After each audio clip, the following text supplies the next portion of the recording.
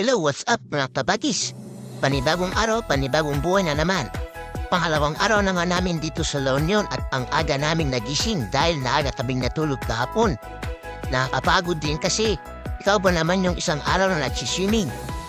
Halos tinatamad na nga ako dyan na bumangon. Nagkape na kami dito dahil alas 5 pa nagmadaling araw. Nung lumiwanag na nga ay binuksan na nila yung gate papunta sa beach. Pumunta nga muna kami dito para pag-picture-picture habang hinihintay namin yung ibibigay nila na free breakfast. At talaga nga namang nakakapanibago dahil paggising mo ng umaga ay ang dagat agad yung bubumat sa'yo. Ang sarap ng simoy ng hangin at ang sarap pakinggan yung agos ng tubig. At huwag nating kalimutan na magpasalamat kay Lord dahil binigyan ulit tayo ng panibagong araw para makapag-explore ng mga bagay kung saan ay doon tayo natututo. Pagkatapos na nga namin kumain ay tamang swimming na naman ang mga sisiyo. Sobrang ganda nga talaga dito sa La Union na talaga nga namang dadayuin kahit na medyo may pagkalayo doon sa amin sa Baguio.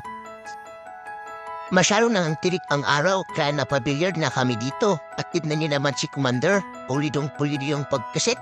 Talo pa ako. At binrake na nga dito ni Kuya.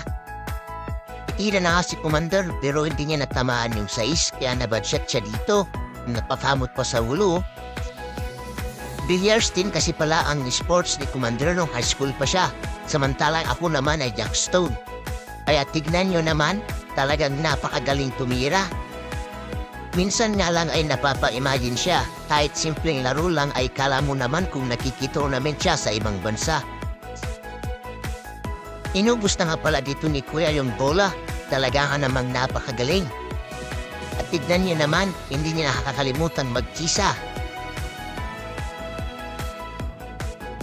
At dito nga ay tinuturuan ni Kuya ang kanyang anak kung paano mag-control ng bola.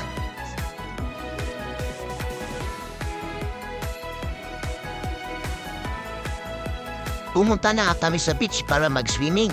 Mainit na kasi yung tubig sa swimming pool. Ararating nga rin nila Kuya. Bibili sana kami ng isdang kanilang nahuli pero naubos na daw.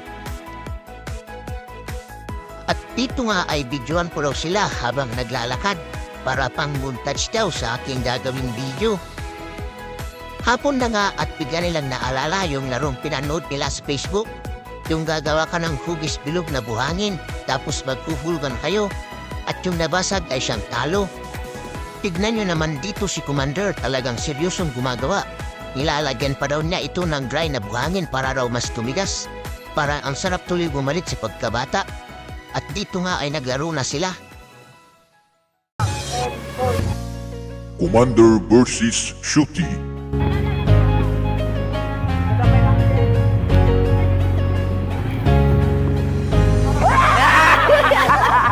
Winner.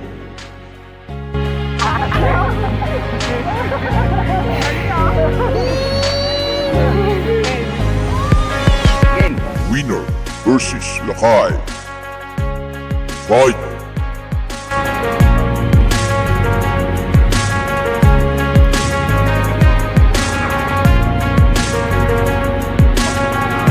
Oh, pwede pa, pwede pa.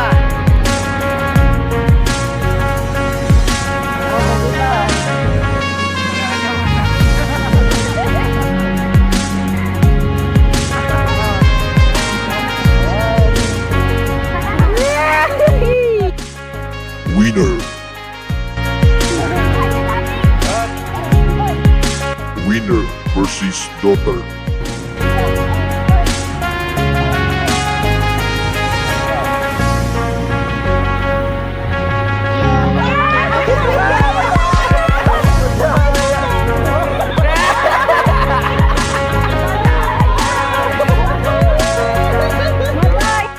Undefeated.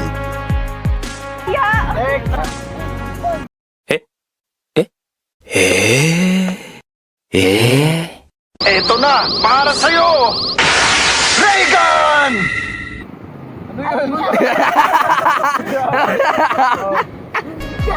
Undefeated versus Tabatchoy.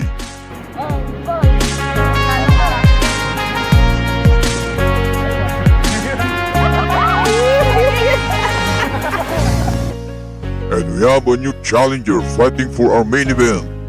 Akai Lakay! Here's our champion preparing his balls for our main event for the title Hardest Balls Championship. Whose balls will win? And let's welcome Apoy, aka Fire! Champion versus Challenger.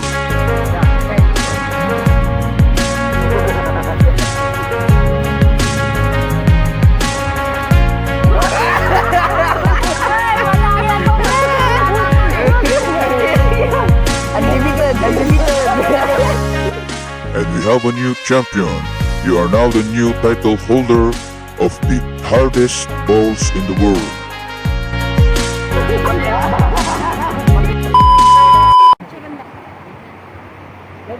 Ang galing. Isa pa, isa pa, isa pa, isa pa. Isa pa. Isa pa. Ang galing ah. Naglaro na kami dito ng volleyball para kahit papaano naman ay pagpawisan kami.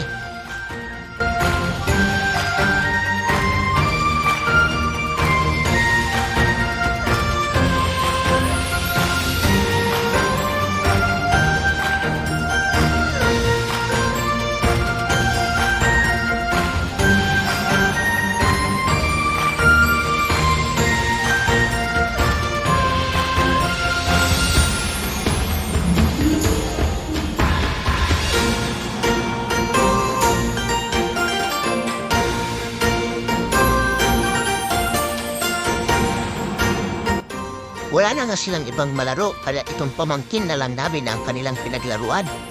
At habang nag-aano nga sila dito ay nagbibidyo-video na ako dito kasi ang ganda ng mga ulap at tinihintay rin pala namin dito yung sunset.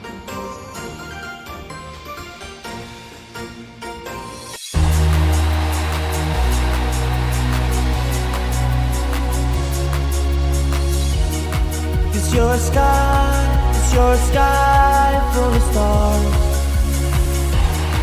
I'm gonna give you my heart. It's your sky full of stars. 'Cause you light up the park. And I don't care, go on and tear me apart. And I don't care if you do. 'Cause in the sky full of stars, I think I saw you.